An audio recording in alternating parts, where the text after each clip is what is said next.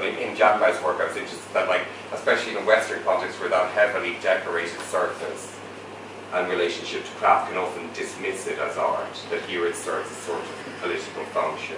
I think you touched on this in one of the chapters as well, about decoration and about kitsch as a way of reviving certain forms. It's very interesting though what you just said about the unsaid, having to derive things from, or a sense in much Thai art that something has been unsaid but is there. And I think that's very interesting. The idea that we're in a way to infer something, but it's not explicitly stated. It's not all laid out as a narrative or as a... That is a recurring trope in the arts. I mean, in terms of conclusions, I think that you very strongly say at a certain point, well, here there are multiple kinds of modernity with multiple origins, and I think that's the underlying thrust of this book that you are getting at. You are, in a sense, claiming for Asian modernism its own rationale or its own genesis, in a way, not to be derived from the Western model or not to be always... Well, the historical contingencies are all different, of course. But the issue is, it's also, that's why I started with that whole argument about evolution and evolutionary trees. The whole problem is that Western notions of modernity are Western. Now, modernity itself does not need to be a Western concept, but is at the moment discussed almost entirely in terms of Western reference and theoretical background. And unless we have many different ways of looking at modernity, we will not form another kind of classificatory scheme where the Western sort, where Western is here obviously a problematic generalization, but we'll call it that, is seen as one kind among many, rather than the originating kind. That's the difference. Because I'd say Edo had more literate people in 1780 than London did at the same time. Literacy, circulation of ideas from texts. Suzhou probably, in percentage terms, percentage of the population was literate, had as many literate people in the 12th century as Edo had in the 18th century. So I mean, if literacy and the circulation of ideas through text, on one hand, categorization of consumer products and the circulation of fashion styles through defined representations of those products is another two kinds of phenomena we associate with the modern. Read Benjamin's discussion of the Arcades project. These are found in Suzhou in the 13th century, probably in Isfahan earlier, I don't know, and in Edo, certainly in Edo in the late 18th century. Then, you know, why doesn't Marshall Berman include Suzhou and Edo in his analysis? Because he's interested in the revolution, which privileges the European working class. And he said, when I asked him this question, actually asked him this question in a seminar once, he said, well, so far as I know, Edo, Japan and Suzhou didn't overthrow absolutism. Absolutism is a particular Marxist historical theoretical category for a kind of rule which comes out of feudalism.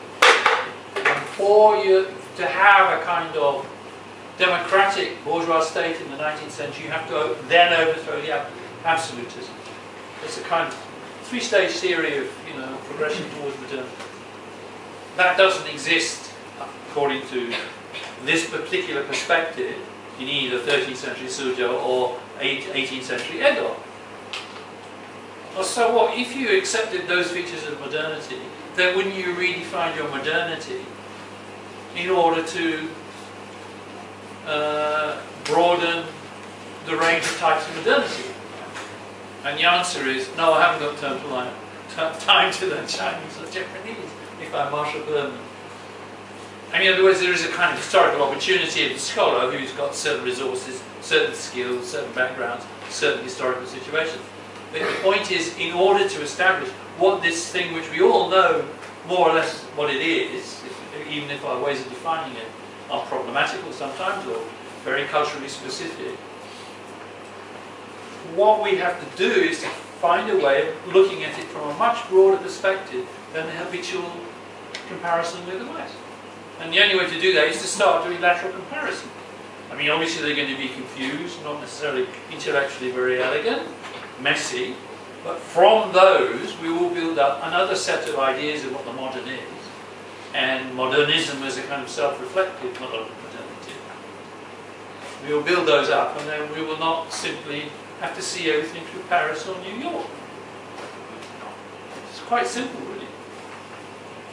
But you've also spoken about postmodernism and Yeah. about globalization in the book. If you're going to expand on those as a way of... Well, I tend to see postmodernism as something inside the modern. I can't see beyond the modern myself, so I'm historically limited. As many people would, you know, you've got to admit your own historical limitations. Maybe Gibbon in 17, whenever it was, couldn't see beyond Rome. I'll give them credit about Rome in an interesting way. If I can write about this in an interesting and useful way to other people, then I've done something, that's all. Any questions or comments?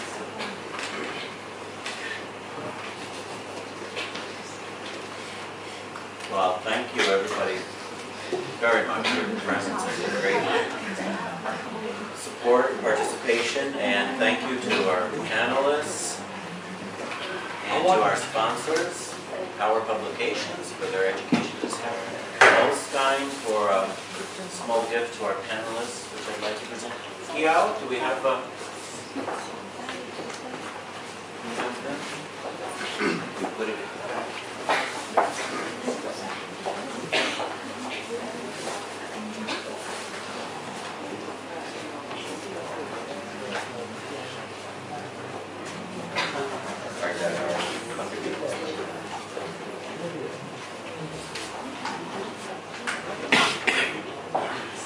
Let's remember, all of us, while we're about it, we don't have to go to Silicon to be modern artists. too shy. Who ran a noodle stall in the market. John, Thank you very much. archive from the reading room, if I can present you with a small gift for participating. Molstein has joined us to provide a token of our gratitude. Nobody has been paid to come today. Everybody's contributing. We appreciate that very much. Yes. Well, this is from Molstein.